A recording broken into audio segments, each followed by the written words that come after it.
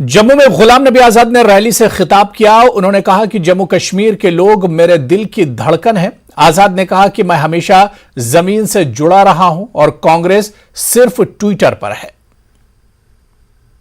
अगले वक्त में जो नई पार्टी बनेगी, कई नाम लोग दे रहे हैं, वो सब गलत है, अभी डिसाइड नहीं किया। हमारी पार्टी का और झंडा जम्मू सूबा के लोग, कश्मीर सूबा के लोग और लीडर मिलकर जो तय करेंगे वही झंडा होगा, वही नाम होगा। तो आज 75 साल से हिंदुस्तान के हिंदू मुसलमान, सिख, ईसाई हिंदुस्तानी बोलते हैं। हिंदुस्तानी किसको कहते हैं? जो मेरे हिंदू भाइयों ने भाषण किया, मेरे मुसलमान भाइयों ने भाषण किया, यहां भी और हिंदुस्तान में जो हम घर में भाषण करते हैं, वो ना किसी मौलाना की उर्दू है, न किसी पंडित जी की संस्कृत है, वो आम भाषा है जो सबको समझ आ रही। तो मेरा नाम पार्टी का भी एक उसी पंडित जवाहरलाल नेहरू की तरह एक ऐसा हिंदुस्तानी नाम होगा जो हिंदू भाई भी समझे, मुसलमान भाई भी समझे, सिख भाई भी समझे, ईसाई भी समझे। बौद्ध अगर इस का हिस्सा होते, सौभाग्य से वो सब उर्दू जानते हैं। Restoration of full statehood, right to land, कोई नारा नहीं बनी, right to land and employment to native domicile. तीन चीजें हमारी सबसे ज्यादा प्राथमिकता होंगी हमारी पार्टी की। पूरी स्टेटहुड, ऐसी असेंबली नहीं जिसमें लेफ्टिनेंट गवर्नर, ऐसी असेंबली जिसमें गवर्नर हो। ला असेंबली बनानी चाहिए।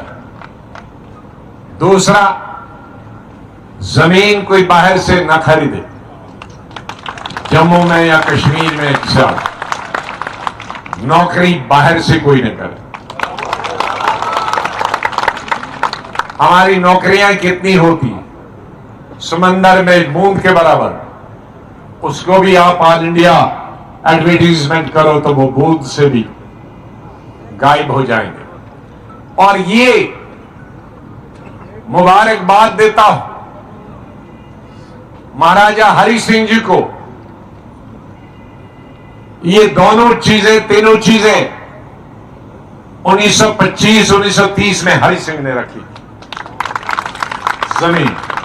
और बाद में जब अकॉर्ड हुआ, उसमें हिंदुस्तान के कॉन्स्टिट्यूशन में भी, संविधान में भी और जैन के कॉन्स्टिट्यूशन में डाल दिया। तो ये कोई असंवैधानिक बात नहीं, जिसको 72 साल हिंदुस्तान के आईन ने, हिंदुस्तान के राष्ट्रपतियों ने, हिंदुस्तान के प्राइम मिनिस्टरों ने, कांग्रेसी हो गैर कांग्रेसी हो, उन्होंने मंजूर किया।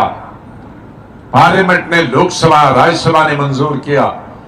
तो हम कौन होते हैं इसको गलत कहने वाले? ये कोशिश जारी रहेगी कि जो भी आना चाहता, हम जबरदस्ती किसी, मुझे कश्मीरी पंडित, कल कश्मीर फंक्शन था, उसमें 90% कश्मीरी पंडित, कोई अमेरिका से आया था।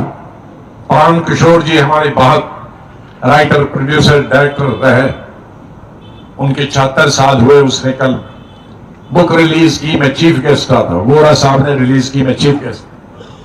मुझे खुशी हुई कि कुछ हमारे भाई अमेरिका पहुंचे, वहां फले फूले, कुछ लंदन पहुंचे, फले फूले, कुछ बम्बई, कलकत्ता, वहां फले फूले। लेकिन जो बेघर हैं, बेनौकरी के, मेरा दिल आज दुखता है। हमारे वक्त में ही, मेरे वक्त में ही प्राइम मिनिस्टर ने 6000 लोगों कश्मीरी पंडित के लिए रिजर्वेशन दी। 3000 के लिए मैंने पहला एडवर्टीजमेंट किया था और वो आए थे। उस वक्त तक से आज तक वो 6000 पूरे नहीं हुए। लेकिन पिछले 2-3 सालों से जो नौकरी करते थे कश्मीर की, उनकी फिर किलिंग शुरू होना हो गई। ये किलिंग बंद होनी चाहिए, जो आना चाहिए उसके लिए रहने का बंदोबस्त करो।